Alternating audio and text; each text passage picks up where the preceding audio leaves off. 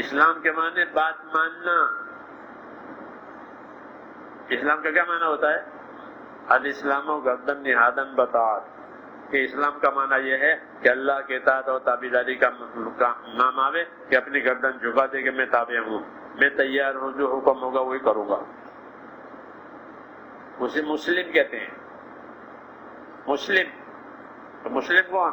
کہ حکم کے لیے تیار ہے، جو حکم آئے گا وہ میں کروں گا، جو بات آئے گی میں اس کو اپناؤں گا. مسلم سر سے پاؤں تک مسلم. جیسے پولیس ہوتی ہے نہیں، پولیس سر سے پاؤں تک پولیس، پہچان کرانے کی ضرورت ہی نہیں ہے. پولیس کی پہچان کی ضرورت، پولیس کا آدمی کھڑا ہو تو کیا کہیں گے؟ چھوٹے بچے سے پوچھو یہ کون ہے، کہ پولیس.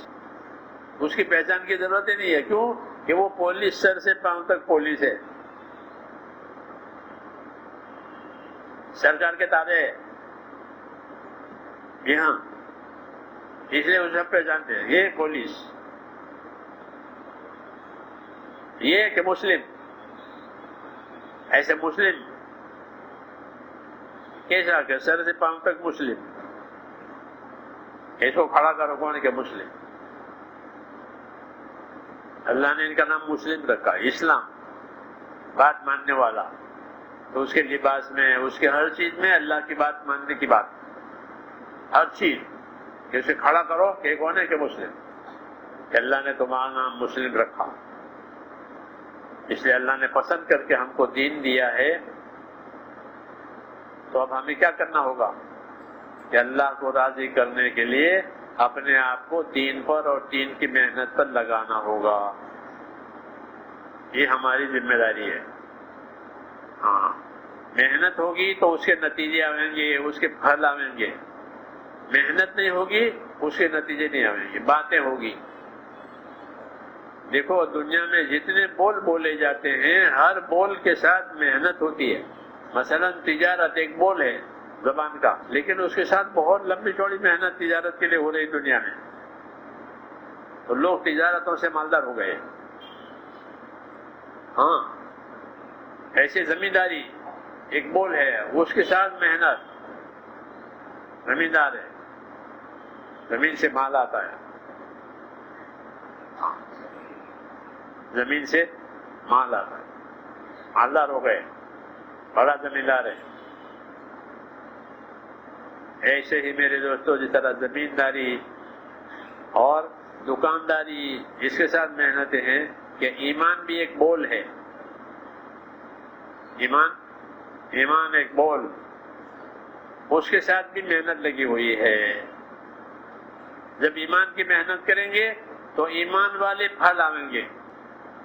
ایمان والے پھل آئیں گے کہ ایمان پر کیا ہوگا کہ جب ایمان تیار ہوگا تو اللہ تعالیٰ سب سے پہلے ایمان والے سے محبت کریں گے.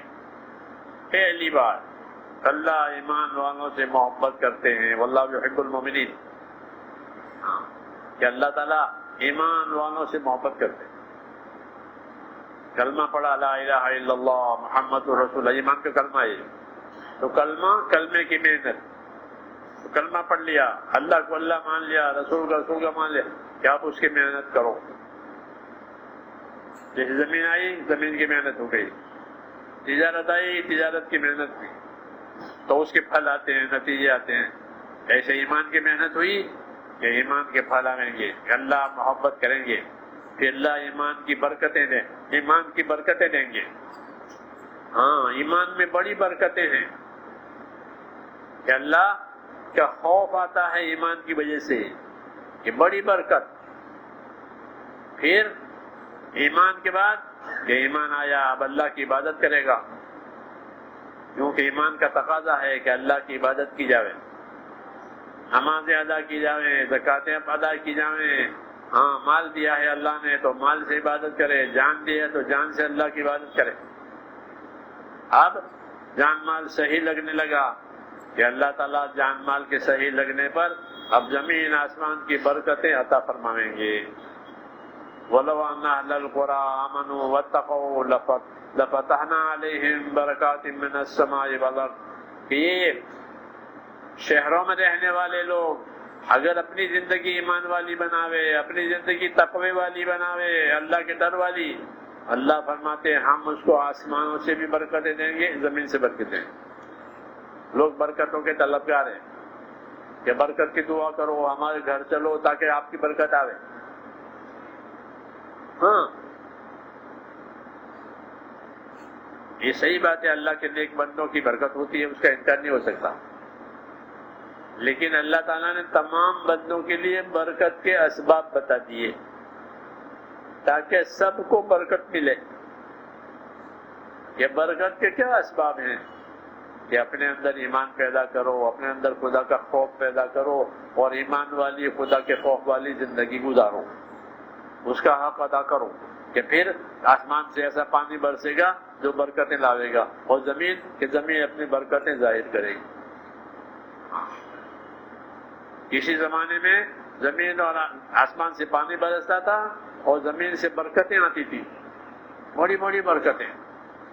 کتابوں میں لکھا ہے کہ اتنے بڑے بڑے تربوز آتے تھے کہ 2 تربوز ایک اونٹ کا بوجھ،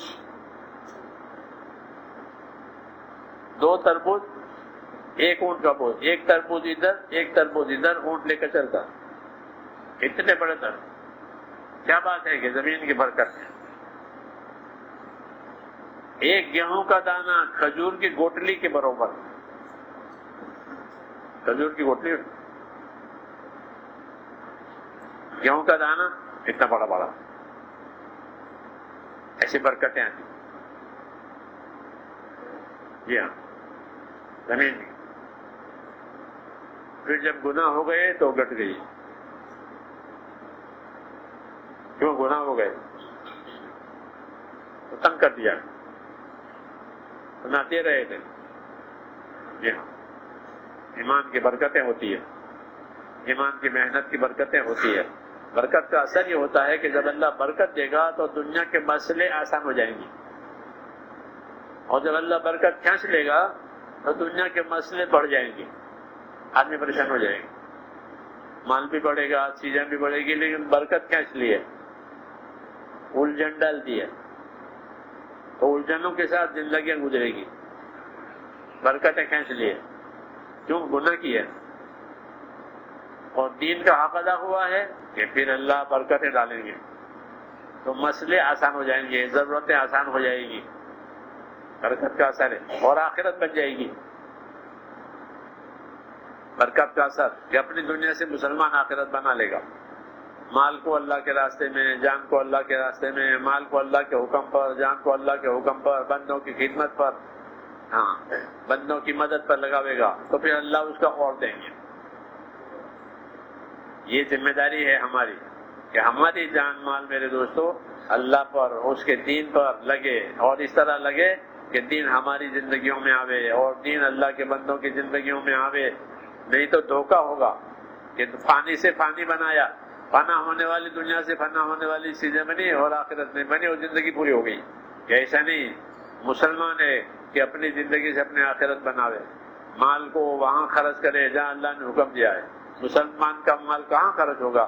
کہ مسلمان کا مال جو ہے وہ اللہ کے کلمے کو پھیلانے پر لگے گا سب سے پہلے، کہ اپنے مال سے اللہ کے کلمے کو پھیلاؤ، اللہ کے دین پر لگاؤ۔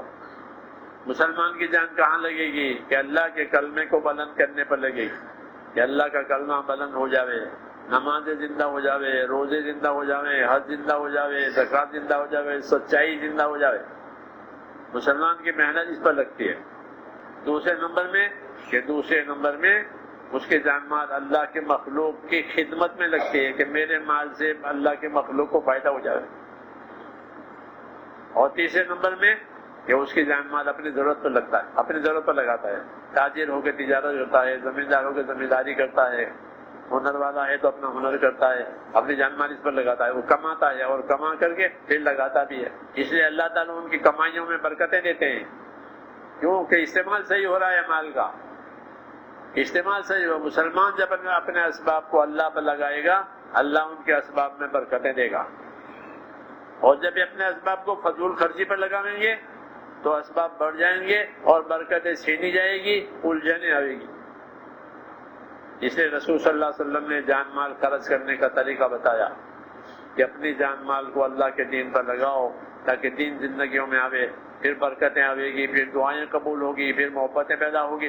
جتنے اچھے حالات ہیں اس کا تعلق دین سے ہے، چیزوں سے نہیں۔ دین بناؤ کہ سارے حالات اچھے بن جائیں گے۔ میں نے عرض کیا نہیں کہ حضور صلی اللہ علیہ وسلم نے فرمایا کہ جو لوگ اپنا اور خدا کا معاملہ ٹھیک کر لیں گے تو اللہ ان کا اور مخلوق والا معاملہ ٹھیک کر دیں گے۔ یہ سیدھا راستہ، اللہ کے دین کی دعوت، اللہ کے دین کی محنت اور دیندار بننا اور دینداری کو دنیا میں زندہ کرنا تاکہ ہماری محنت سے لوگ دیندار بنیں اور دنیا آخرت کی کامیابی حاصل کریں۔ یہ بندے اللہ کو بہت پسند ہے کہ جو یہ محنت کرتے ہیں کہ زندگیوں میں دین آوے، ہماری بھی اور لوگوں میں بھی، کہ یہ بندے اللہ کو بہت پسند ہیں، ان کے بڑے بڑے انعامات ہیں۔ اس کے لیے میرے دوستو یہ محنت ہماری ہے، اپنی جان مال کو اللہ کے حکموں پر، اپنے دین پر، مسلمانوں کی خدمت پر، نصرت پر لگانا، کہ یہ ہمارا اصلی کام ہے۔ اصلی کام ہوگا کہ پھر زندگی کی ساری خیر و برکت اسی کے ساتھ وابستہ ہے۔ اس لیے میرے بھائی ہم سب ارادے کریں کہ اپنی جان مال کو اللہ کے حکموں پر لگائیں گے اور اللہ کے بندوں کی خدمت پر لگائیں گے۔ جہاں اللہ راضی ہوتا ہے وہاں، جہاں اللہ ناراض ہوتا ہے اسے بچائیں گے۔ اب ہمت کر کے بتاؤ اس کے لیے کون تیار ہے؟